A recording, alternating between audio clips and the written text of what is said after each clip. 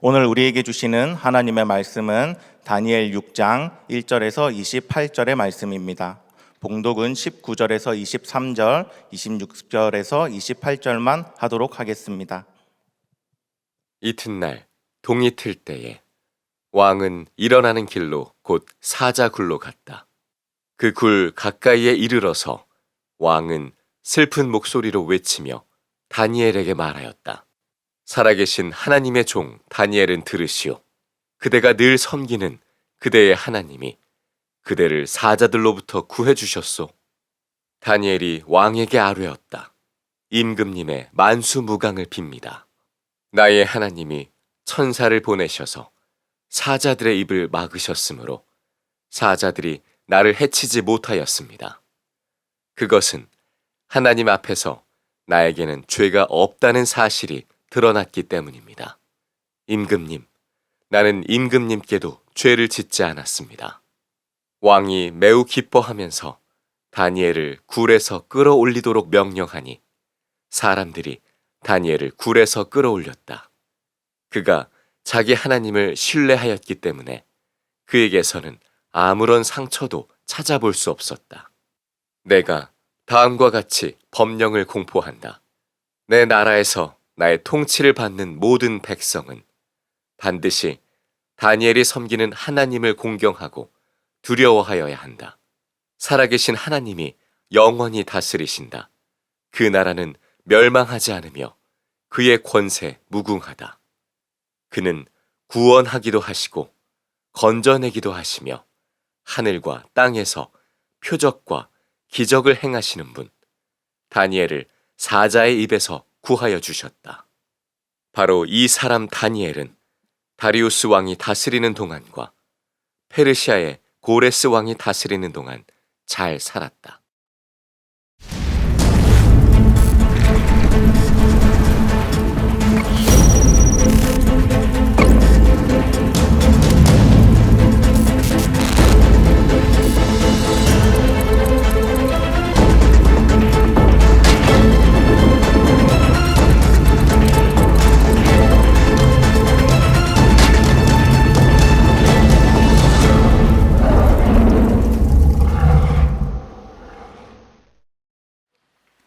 바벨론의 다니엘처럼 시리즈 8번째 사자굴 같은 세상 하나님만 신뢰하라 라는 제목의 말씀을 나누겠습니다.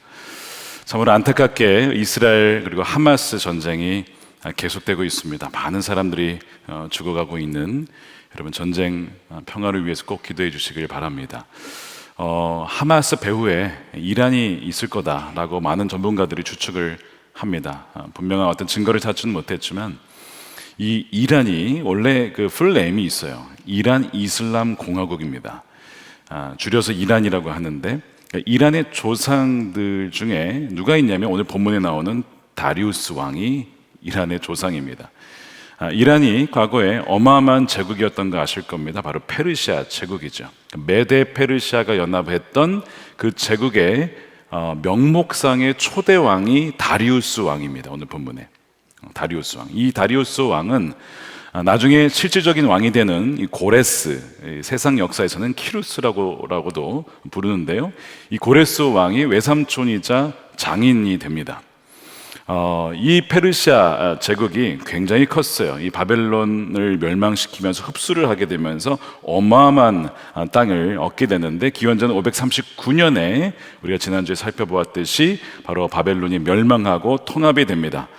자, 얼마나 제국이 컸는가 한번 지도를 통해서 보시면요, 초록색 영역만큼 어마어마한 땅을 이 페르시아 메데 지역 제국이 차지를 하게 됩니다. 당연히 이스라엘도 저기에 포함이 되어 있죠. 다리우스 왕이 저 지역을 120개 지방으로 나누고 각 지방별로 장관을 세웁니다. 그것이 120장관이에요. 그리고 그 위에 그들을 통치하는 3명의 총리 혹은 정승을 세우게 됩니다. 마치 영의정, 좌의정, 우의정처럼 말이죠. 그 3명 중에 한 명이 다니엘이 또 꼽히는 거예요. 또 왕은 그 셋 중에 이 다니엘을 꼽고 이 통치자, 나라 전체 통치자로 삼으려고 합니다. 왜냐하면 이 다니엘이 너무나 탁월했어요. 연세가 말씀드린 것처럼 우리 갈릴교회 멤버시지만 여든이 다 되어져도 민첩하시고 총명하시고 지혜로우시고 다른 사람들보다 월등히 우월했다는 겁니다. 성경에는 이 개역개정에 다니엘이 마음이 민첩했다. 근데 잘 다가오진 않아요. 영어 번역에 보니까 비범한 영을 가진 자였다. 탁월한 정신, 스피릿을 가진 사람이었다. 이렇게 묘사를 하고 있거든요. 그러니까 바로 성령께서 그와 함께 하셔서 성령이 함께한 아주 탁월했던 그 인dom을 받은 사람이 바로 다니엘이었다. 이렇게 보는 것이죠. 시대가 바뀌어도 하나님께 쓰임받았던 사람, 나이가 들어도 끝까지 쓰임받았던 사람, 성령 충만하시길 축복합니다. 그리하여 주님 부르시는 그날까지 주님의 귀한 종이 되시기를 축복합니다. 하지만 성령으로 충만하게 되면 여러분 어려움이 와요. 박해가 오기 마련입니다. 이 다니엘이 셋 중에서도 뛰어난 자로 인정을 받다 보니까 나머지 두 총리와 지방장관들을 다 모아다가 이 다니엘을 제거하기 위해서 온갖 술수를 씁니다.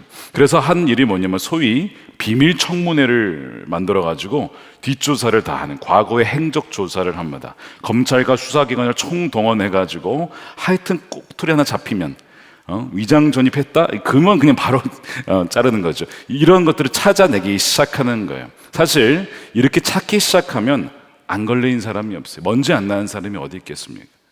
다 찾았는데 찾을 수가 없어요. 먼지가 없는 거예요. 그런 사람이 있습니까? 다니엘이 그런 사람이었습니다. 성경은 왜 그랬느냐? 이렇게 얘기를 해요. 4절에 그에게서 아무런 실책이나 허물을 발견하지 못하였다. 다니엘이 임무에 충실하여 아무런 실책을 발견할 수 없었다는 것입니다.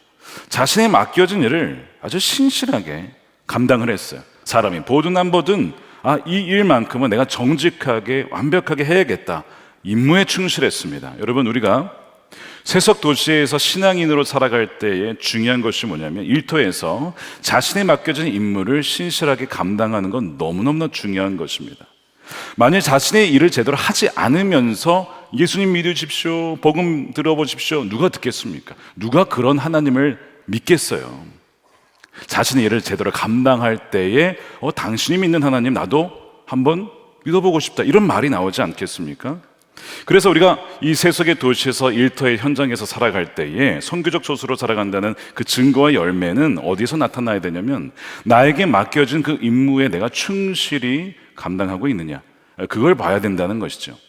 도로시 세이어스라고 하는 여자 작가시면서 거의 신학자와 같은 분이 계신데 이분이 이 목수에 대한 예를 들었어요. 뭐냐면 교회에서 만일 이 신앙적인 목수를 양육한다면, 가르친다면 어떻게 하느냐, 보통 이렇게 한다는 거예요.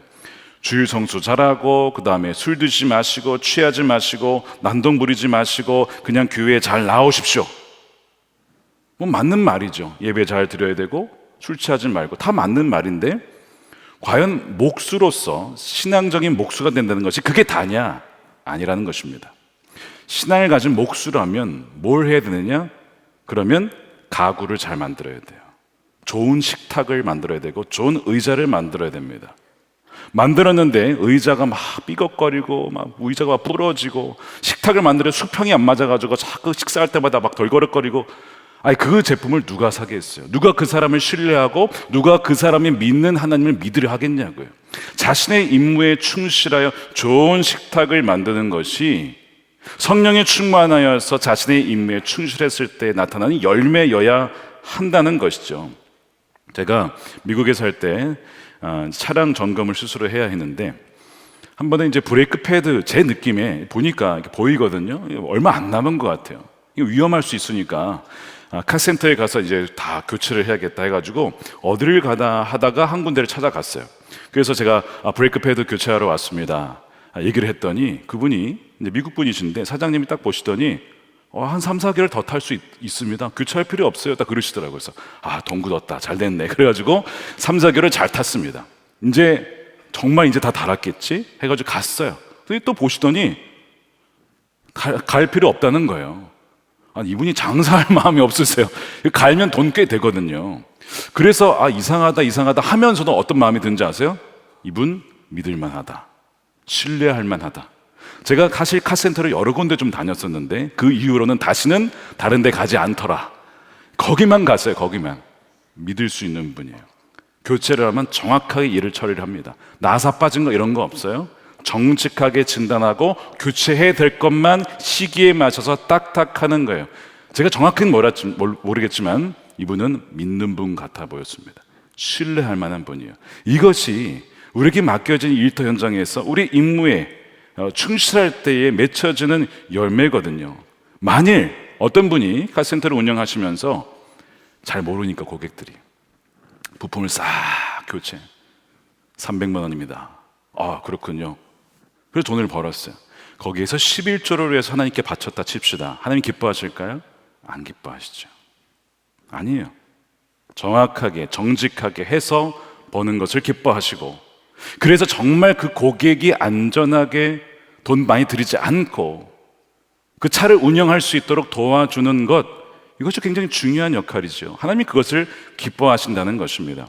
다니엘처럼 하나님 앞에 신실하자 인물에 충실한 삶이 우리 세상 속의 그리스도인의 모습이어야 되는 거예요. 그래서 하나님은 우리를 세상 곳곳에 정치, 경제, 사회, 교육, 문화, 영역 속에 다 보내셔서 소금 역할을 해야 된다는 거예요.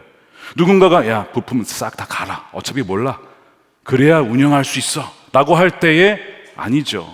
아니라고 말할 수 있는 소금의 역할, 맛을 낼 수 있는 사람, 부패를 방지할 수 있는 사람이 있어야 된다는 거예요. 그것이 저와 여러분들의 역할인 거예요. 여러분들이 거기에 왜 있느냐, 그 역할을 하라고 하나님께서 보내신 거예요. 그래서 권력과 결탁하지 말고, 리베이트 하지 말고, 장부, 이중장부 쓰지 말고, 거짓말하지 말고, 그렇게 있어야지 하나님께서 바로 우리들을 통해서 하나님을 드러내신다는 거예요. 그러니까 우리가 소금이니까 소금통이 되면 안 되겠죠. 소금통이 되면 안 되고 뿌려져야 되는 거예요. 세상 속으로 뿌려져야 된다는 것입니다. 그렇다면 어떻게 다니엘은 나라 일도 제대로 하고 신앙적으로도 참 도덕적으로도 흠잡을 것이 없을 정도로 그랬는가? 이 4절 말씀을 가만 보게 되면 이렇게 되어 있어요. 개정판에 이는 그가 충성되었다. He was faithful. 그가 신실했다. 하나님을 경외하고 하나님이 항상 보시니까 하나님 앞에 정말 부끄러움이 없는 삶을 살아가도록 그렇게 하나님과 동행하고 하나님과 시선을 맞추고 주님을 의식하고, 이것이 하나님을 기쁘시게 하는 것일까? 이것이 하나님이 미워하시지 않을까? 늘 그걸 생각하며 살아간 사람, 그 사람이 누구예요? 다니엘이었습니다. 그러나 여러분, 이렇게 살다 보면요, 어떤 일이 벌어진지 아시죠? 겪어보신 분 계실 겁니다. 어려움이 있습니다. 박해가 있고 핍박이 있고 갈등이 있기 마련이에요. 다니엘에게서 아무런 허물을 찾을 수가 없으니까 그들이 찾은 약점이 뭐냐면 신앙이었어요. 다니엘의 신앙.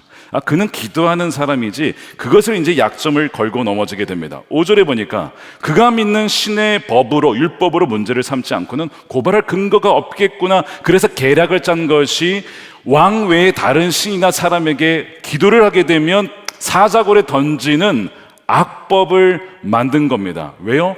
다니엘이 기도하는 사람이었기 때문에 그래요. 그래서 그 계략을 만들어가지고 왕에게 도장을 찍어달라고 나가는 거예요. 그게 7절입니다. 이 나라 정승들과 대신들과 지방장관들과 고문관들과 총독들이 모두 의논한 바가 있습니다. 30일간 왕 외에 다른 신이나 사람에게 무엇을 구하면 사자굴에 집어넣기로 하는 법원입니다. 왕이죠? 도장 찍어 주십시오. 그럼 왕은 그런가 보다 하고 도장을 찍어요. 그런데 거짓말입니다.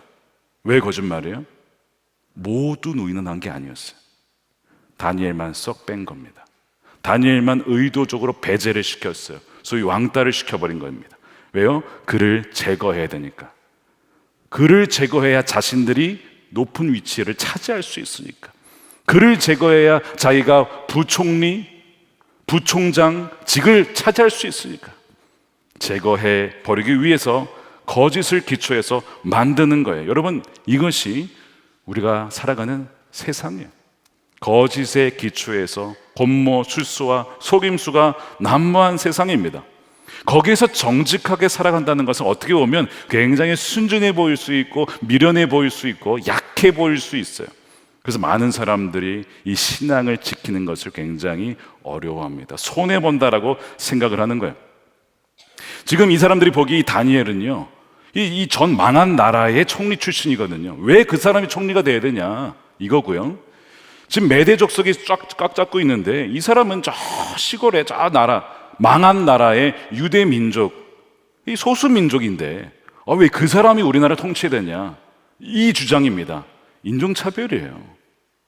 게다가 신앙, 야훼라고 하는 이상한 신을 믿고 있다. 전쟁에서 이기지 못하는 신을 믿고 있는데 그러면서 이제 핍박을 하게 되는 것이죠. 그러니까 여러모로 포위를 당하는 겁니다. 다니엘이. 이게 사실은 이 세속 도시에서 신앙을 지키고자 하는 사람들의 모습이에요. 아마 여러분들이 그런 모습을 당하면서 아마 살아가실지도 모르겠습니다. 우리 옆 사람에게 인사하겠습니다. 힘내십시오, 여러분. 정말 힘내십시오. 네, 주님이 함께 하십니다. 정말 우리가 이런 세상을 지금 살아가고 있는 거예요. 법이 제정된 이유는 그가 기도하기 때문에 그를 제거하기 위해서 만든 것이죠. 실제로 1963년 미국 연방 대법원에서 공립학교에서 공적인 행사에서는 기도하면 안 된다, 말씀 가르치면 안 된다라는 법안이 통과가 됩니다. 그러니까 어떤 일이 벌어지냐면 이제 기도를 못하는 거예요. 2015년에 워싱턴 주의 한 고등학교의 풋볼 코치가 크리스천이었어요. 경기가 끝난 다음에 학생들과 같이 기도했습니다. 기도할 수 있죠.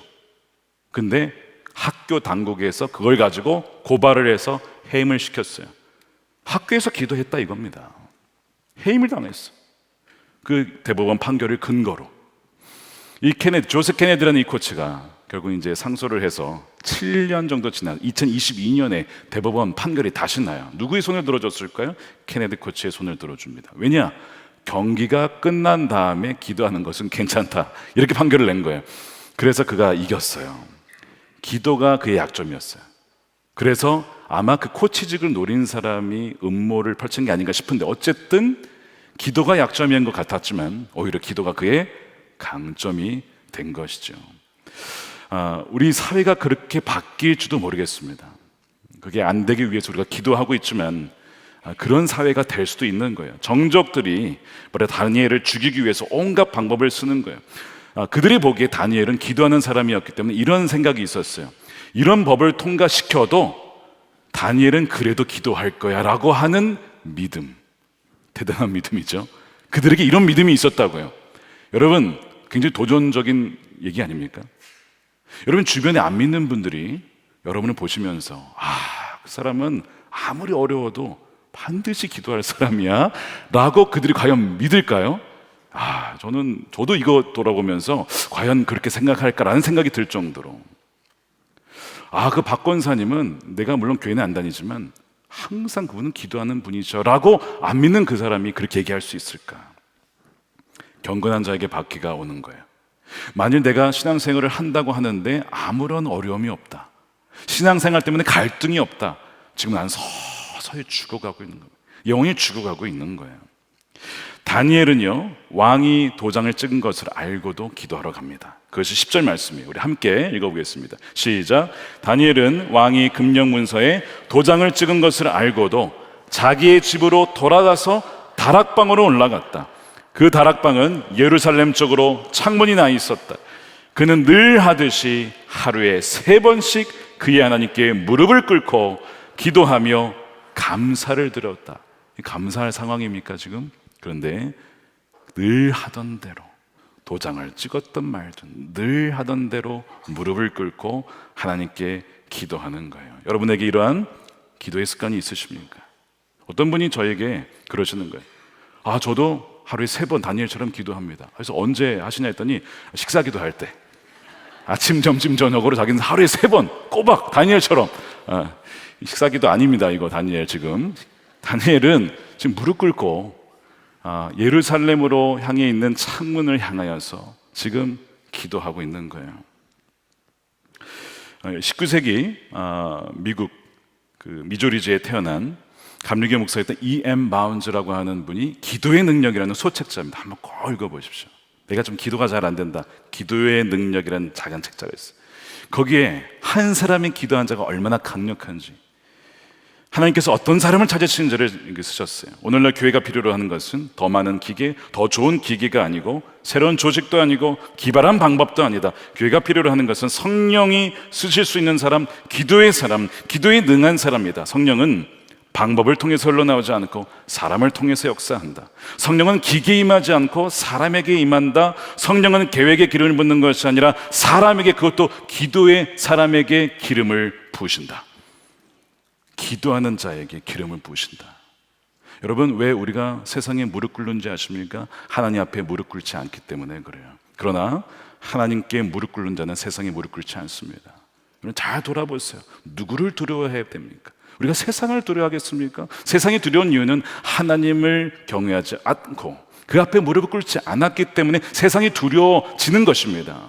우리의 신앙을 점검해 봐야 돼요. 그래서 다니엘은 도장 찍은 걸 봤지만 그게 두렵지가 않아요.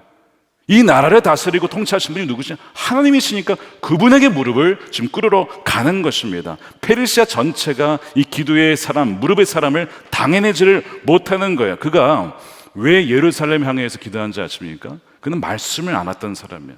여러분, 말씀을 아셔야 됩니다.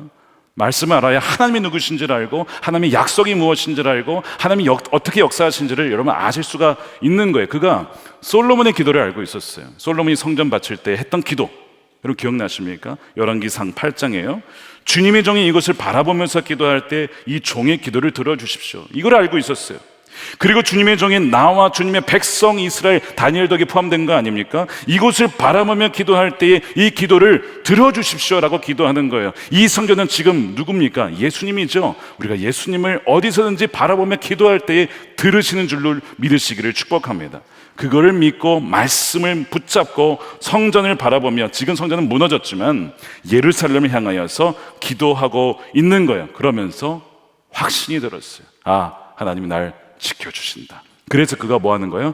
감사합니다. 주님, 이 위기 속에서도 저를 지켜주실 하나님 감사합니다 라고 하면서 감사 기도를 드리는 겁니다. 결국 그가 사자굴에 던져지죠. 하나님은 그가 사자굴에 던져지는 것을 막지 않으셨어요. 왜 그랬을까요? 너가 사자굴에 던져져도 거기에서 너를 어떻게 보호하는지 내가 보여줄게. 사망의 음침한 골짜기로 갈지라도 내가 너와 함께 어떻게 하는지를 보여줄게. 그래서 허용하시는 거예요. 다니엘도 막 부정하면서 아니면 막 저항하면서 끌려간 게 아니고 그냥 던져집니다. 아무 말 없이 가요. 왜요? 하나님 나와 함께 하심을 그가 확신했기 때문에, 신뢰했기 때문에 바로 던져지게 되는 거예요. 오히려 다리우스 왕이 걱정을 해요. 너무나 자기가 총애했던 자인데 죽을까 봐 잠을 자지 못하고 밤새서 새벽 동트자마자 그 사자굴로 달려갑니다. 다니엘아, 그대가 신뢰하는 그 하나님이, 당신의 하나님이 당신을 구원하셨는가? 만수봉강하십시오 왕이시여. 나의 하나님께서 저를 지켜보호해 주셨습니다. 그것이 22절이죠. 나의 하나님이, 어떤 하나님이요? 나의 하나님이. 여러분, 하나님이 여러분의 하나님이십니까? 나의 하나님이 천사를 보내셨어. 단수로 되어 있어요. 한 명의 천사입니다. 천사를 보내셔서 사자들의 입을 막으셨으므로 사자들이 나를 해치지 못했습니다. 그것은 하나님 앞에서 저는 죄가 없다는 것과 또한 임금님, 저도 임금님께 죄를 범하지 않았다는 증거입니다. 이런 얘기를 합니다. 하나님을 신뢰한 저에게 하나님은 응답하셔서 천사를 보내셔서 사자굴에서 그를 지켜 보호하십니다. 어떤 분은 사자가 배고프지 않아서 안 먹은 거 아닙니까? 이런 또 생각하시는 분이 있어요. 또 성경을 끝까지 읽어보십시오. 27절에 그의 대적들이 사자굴에 던져져요. 결국에는 거꾸로 그들이 당하는 거죠. 사자굴에 떨어지기 전에 사자가 그들을 움켜쥐고 뼈를 다 으스러뜨릴 정도로 아주 굶주린 사자들이었어요.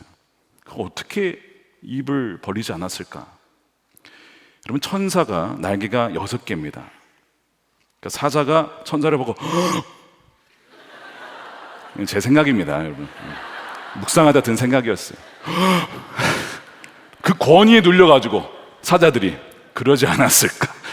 어쨌든 그들의 입을 다 봉해버리고 먹지 않도록 지켜 보호해 주신 거예요.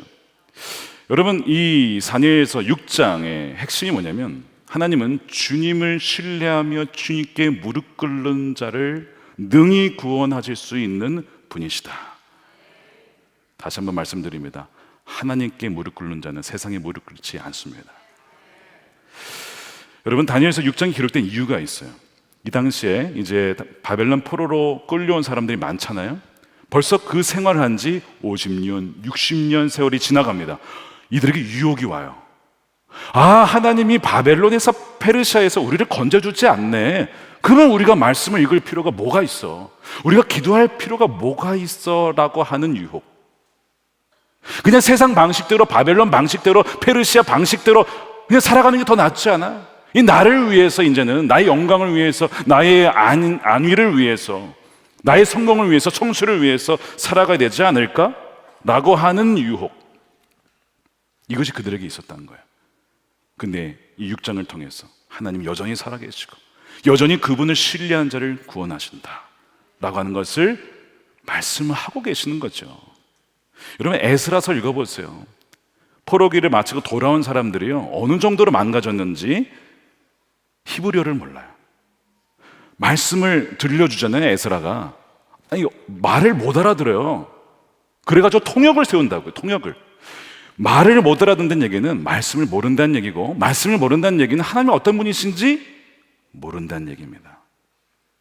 영적으로 완전히 다운되고 죽어가고 잠들어 있던 백성들, 다니엘서 6장은 바로 그들에게 하나님은 살아계시고 구원하시고 건지시고 다니엘을 사자들의 입에서 건지신 분이시다라고 하는 것을 다시 한번 명확하게 말씀하고 계신 거예요.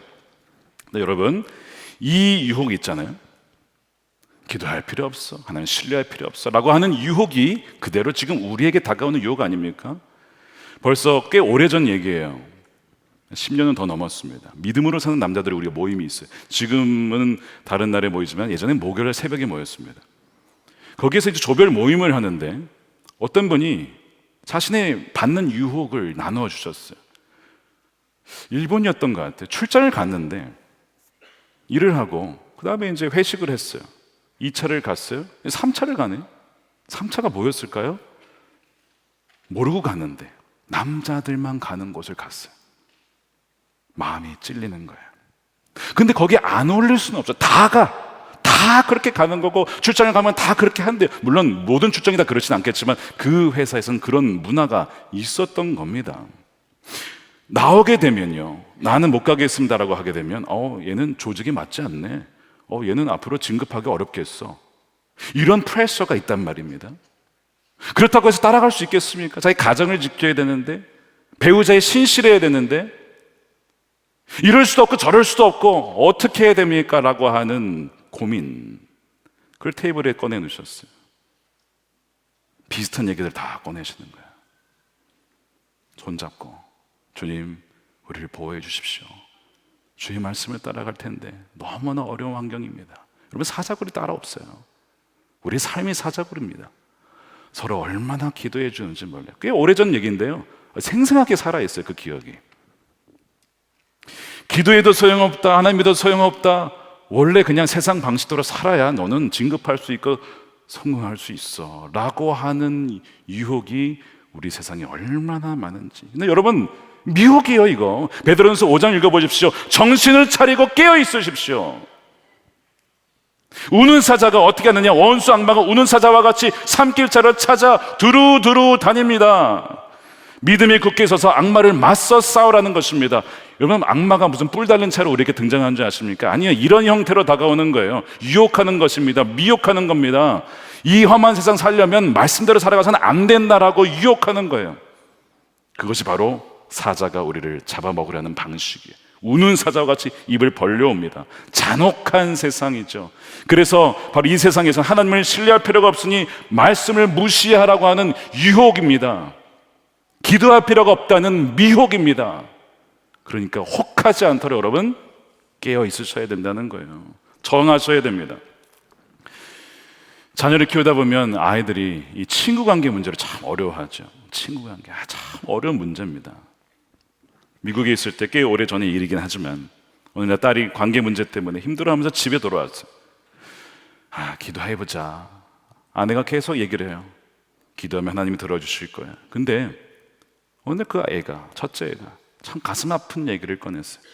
엄마, 기도해도 소용없어. 내가 이 문제를 얼마나 많이 기도했는지 알아? 엄마는 알아? 기도해도 소용없다고. 자녀를 키우면서 겪는 여러 가지 문제가 있는데요, 다른 건 다 괜찮은데 믿음을 잃어버린 이야기, 흔들린 이야기 들은 거 너무나 마음이 무너지는 이야기입니다. 그렇게 말하면 우는 아이를 보는데 마음이 아팠어요. 관계 문제도 마음이 아팠지만 기도해도 소용없다는 말이 얼마나 통렬한 아픔으로 다가오던지 모릅니다. 인종차별이 있었어요. 은따예요.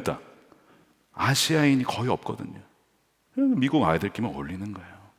그 속에서 나름 영어를 잘해도요 쉽지가 않아요. 하루하루가 전쟁이에요. 얼마나 힘들까. 소용없다는 그 아이의 말에, 기도해도 소용없다는 말에 우리가 할 수 있는 것은 기도밖에 없었습니다.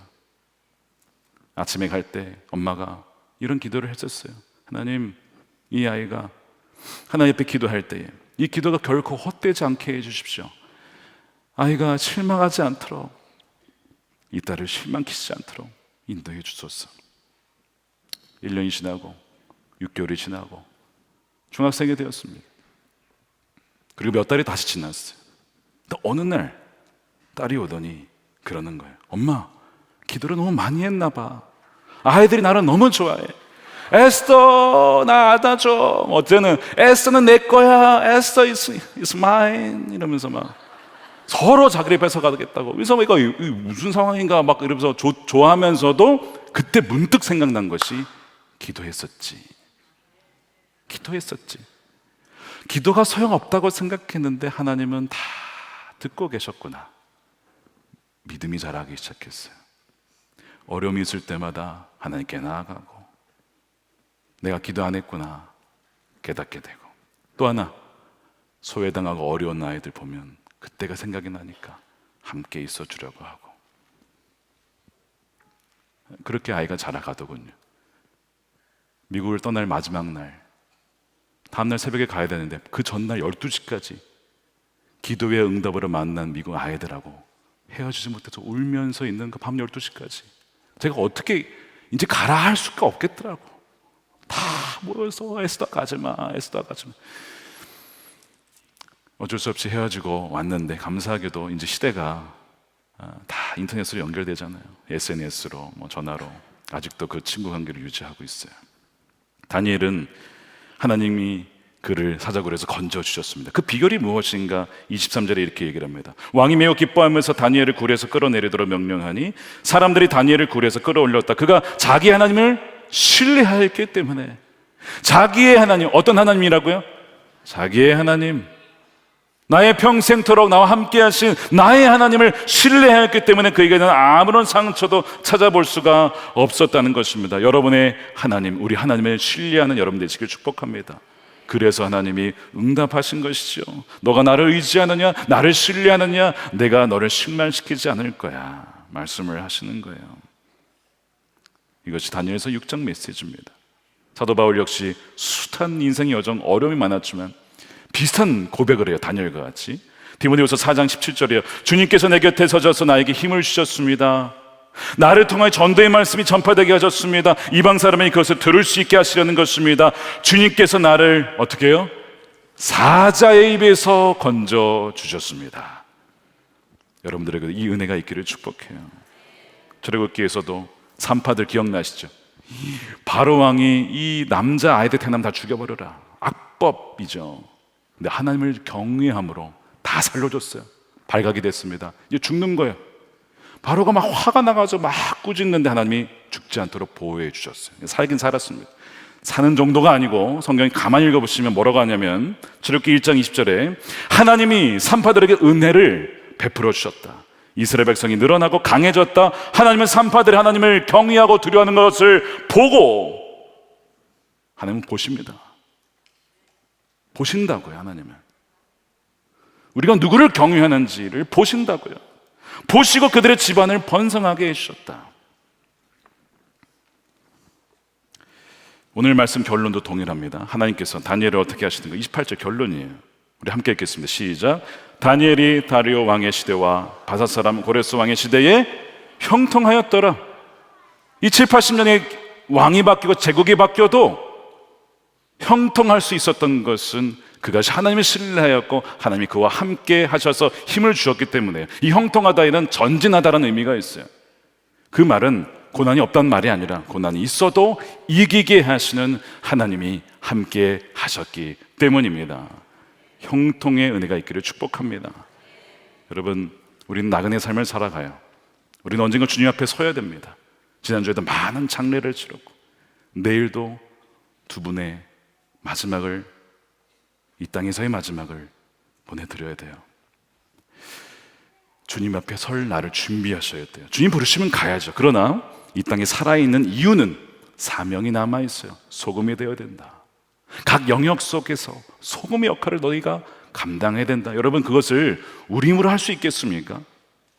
정말 사자굴 같은 이 사자들이 우글거리는, 잡아삼키려고 하는 이 상황 속에서 우리 힘으로 버틸 수 있겠냐고? 절대 못하죠. 그러나 버틸 수 있는 이유는 주님이 저와 여러분과 함께 하시기 때문에요. 오늘 본문의 다니엘은 더 나은 다니엘이신 예수님을 가리킵니다. 예수님도 대제사장에 의해서 모함을 당하시죠. 죄를 찾으려 하는데 찾을 수가 없었습니다. 결국에는 신성모독이라는 죄를 그냥 뒤집어 씌워가지고 죽입니다. 그리고 굴에 안치하죠. 이튿날 3일이 지나고 사흘 새벽에 사람들이 동이 트자마자 달려가죠. 갔더니 무덤에 누가 있었습니까? 천사가 있네요. 그 굴에 천사가 있는 거예요. 보니까 하나님께서 예수님을 그 굴에서 건지시고 살리셔서 사망 권세를 이기시고 부활케 하신 것입니다. 여러분, 그 부활하신 하나님이 우리와 함께 하신다는 얘기는 우리가 이 세상에 어떠한 어려움을 만나도 그분이 함께 계시고 그분과 연합되었기 때문에 우리는 전진할 수 있다라고 하는 것입니다. 이 은혜를 누리는 저 여러분들의 삶이 되시기를 원합니다. 마틴 루터가 종교개혁할 때 찬송가를 지었어요. 너무 생명의 위협을 당하니까 시편 46편을 근거로 내 주는 강한 성이요 방패와 병기 대신에 큰 환난에서 우리를 구하여 내시리로다. 내 힘만 의지할 때는 패할 수밖에 없도다. 힘 있는 장수 나와서 날 대신하여 싸우시네. 이 장수 누군가? 주 예수 그리스도. 만군의 주로다. 당할 자 누구랴? 반드시 이기리로다. 마지막 함께 읽겠습니다. 이 땅에 마귀 들끓어 우리를 삼키려 하나 겁내지 말고 섰거라. 진리로 이기리로다. 친척과 재물과 명예와 생명을 다 빼앗긴데도 진리는 살아서 그 나라 영원하리라. 이 믿음이 여러분들에게 있기를 축복합니다. 그래서 이 가혹한 우는 사자들이 즐비한 이 사자굴과 같은 세상 속에서 하나님만 신뢰함으로 유혹과 미혹을 이기고 하나님과 끝까지 신실하게 동행하시는 형통의 은혜를 누리는 여러분들의 삶이 되시기를 우리 주님의 이름으로 간절히 축원드립니다. 아멘. 우리 기도하겠습니다.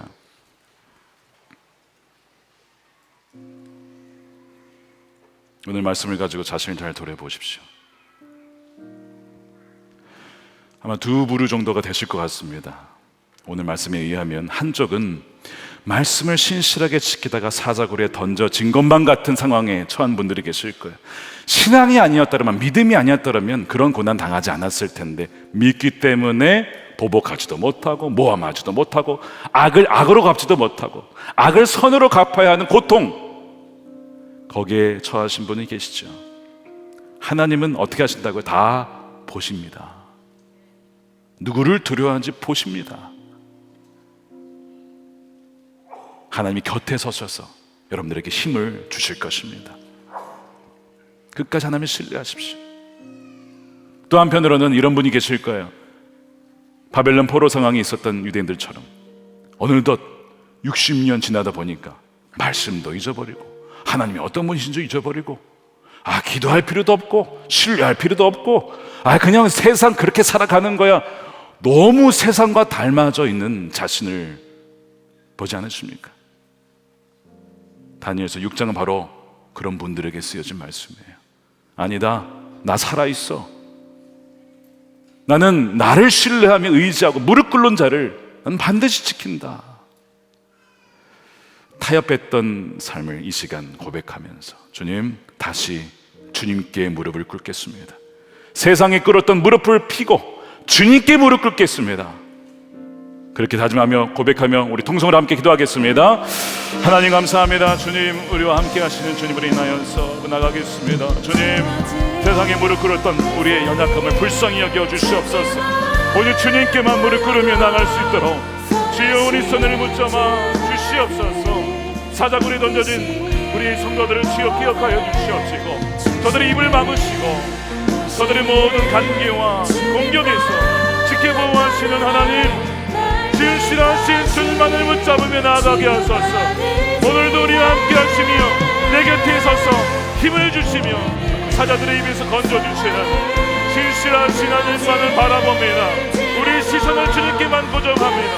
오 성령으로 이 시간 우리 성도들과 함께 하여 주시고, 날마다 새 힘으로 일어나게 하여 주시고, 악을 악으로 갚지 않게 하여 주시고, 악을 선으로 갚을 수 있는 넉넉한 사랑을 주님 부어 주시옵소서.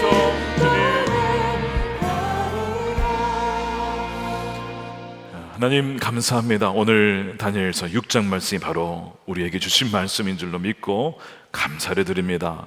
믿음대로 살다 보니 어려움을 당할 때가 있습니다. 사자굴에 던져진 것 같이 온갖 권모술수와 거짓으로 모함을 당할 때도 있습니다. 정말 악을 악으로 갚고 싶습니다. 그러나 신앙인이기 때문에, 주를 경외하기 때문에 그럴 수가 없는 데서 오는 고통이 또한 있습니다. 하나님 다 아시죠? 하나님께서 다 보고 계시지요. 하나님 여전히 그럼에도 불구하고 세상에 무릎 꿇지 않고 주님께 무릎 꿇겠습니다.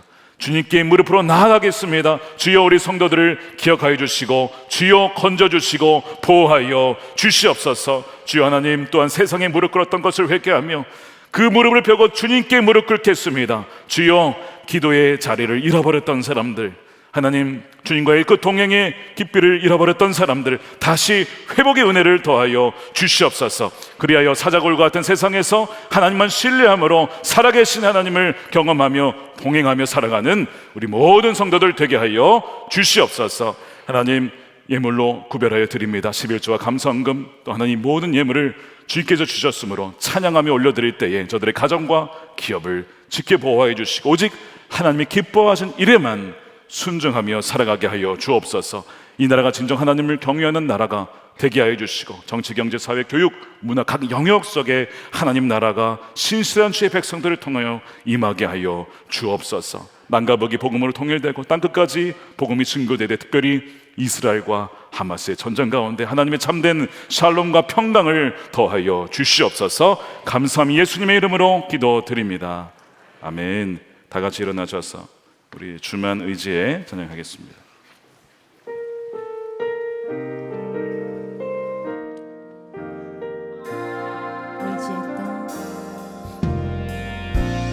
의지했던 모든 건 변해가고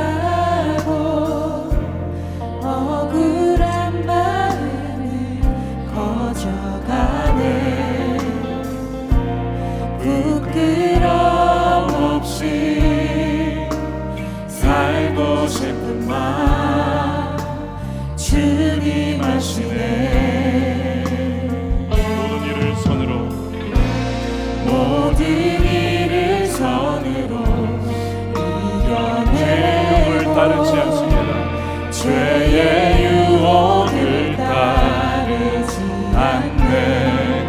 나를 구원하신 영원한 그 사랑, 그 신들 날 붙드십니다. 두 손 들고 찬양합니다. 주어진 내 삶이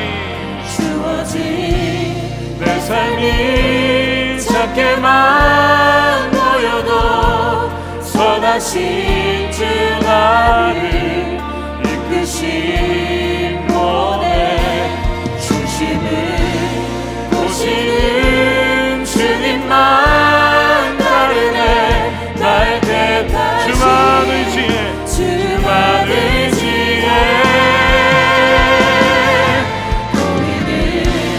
상황에 무너질지라도 예수는 나를 붙듭니다. 나를 붙드시네.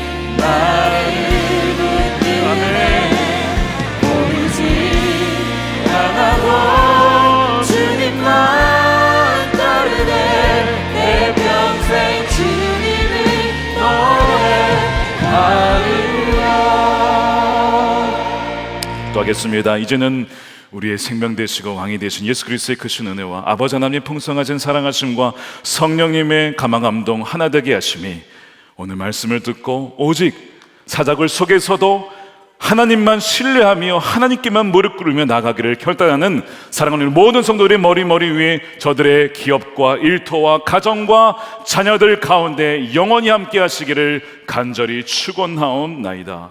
아멘.